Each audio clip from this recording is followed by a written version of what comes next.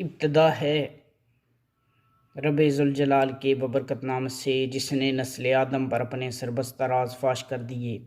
سامعین و ناظرین السلام علیکم ورحمۃ اللہ وبرکاتہ۔ سامعین و ناظرین، آج ہم دنیا کی چند کڑوی سچائیاں آپ کے سامنے شیئر کریں گے۔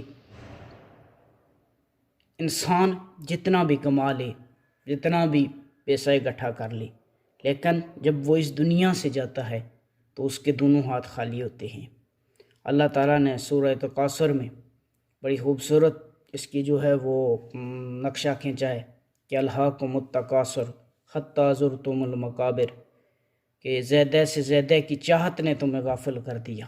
اس کا جو مفہوم ہے وہ میں آیت ساتھ اٹیچ کر دوں گا کہ زیادہ سے زیادہ کی چاہت نے تمہیں غافل کر دیا، یہاں تک کہ تم قبرستانوں میں جا پہنچے، یعنی قبروں نے آ لیا تمہیں۔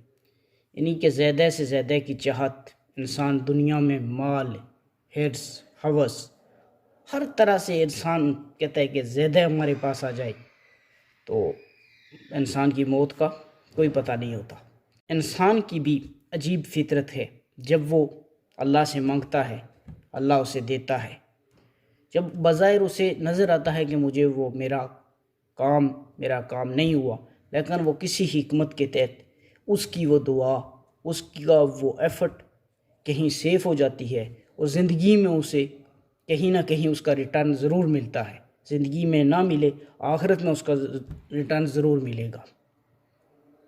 یعنی کہ جب وہ اللہ کی راہ میں خرچ کرنے لگتا ہے، جب مال مانگتا ہے، عزت، شہرت، ہر چیز جب بھی مانگتا ہے اللہ اسے دیتا ہے، لیکن جب وہ اللہ کی راہ میں خرچ کرنے کی باری آتی ہے تو وہ سکے ڈھونڈتا ہے۔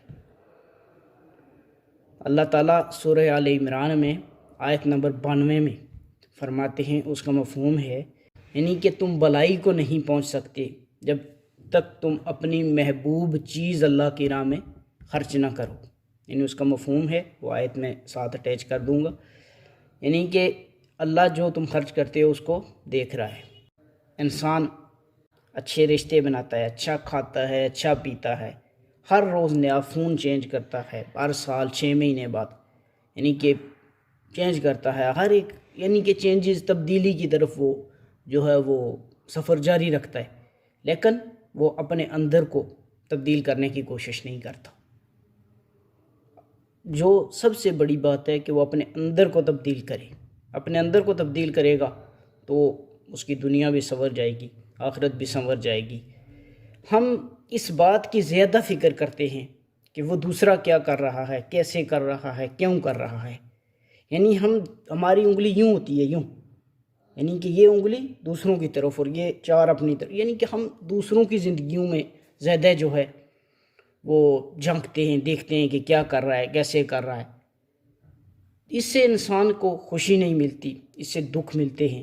انسان کو اپنے اندر جاتی مار کے اپنے اندر دیکھنا چاہیے میں کیا ہوں، کیسا ہوں، اور مجھے کون سی چیزوں کو امپروو کرنے کی ضرورت ہے۔ تیسری چیز ہے زبان، یعنی کہ زبان آپ کو بلندیوں پر بھی پہنچا سکتی ہے اور پستیوں پر بھی پہنچا سکتی ہے، پستیوں میں بھی دھکیل سکتی ہے۔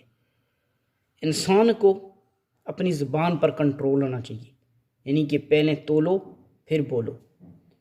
وہ ایک مشہور حدیث ہے نا کہ سب سے زبردست مسلمان وہ ہے جو اپنی زبان اور ہاتھ سے دوسرے لوگ اس سے محفوظ رہیں۔ آج کے لیے بس چھوٹا سا میسج تھا، ملتے ہیں اگلی نشست میں، تب تک کے لیے اجازت دیجیے۔ اللہ حافظ، یار زندہ، صحبت باقی، والسلام۔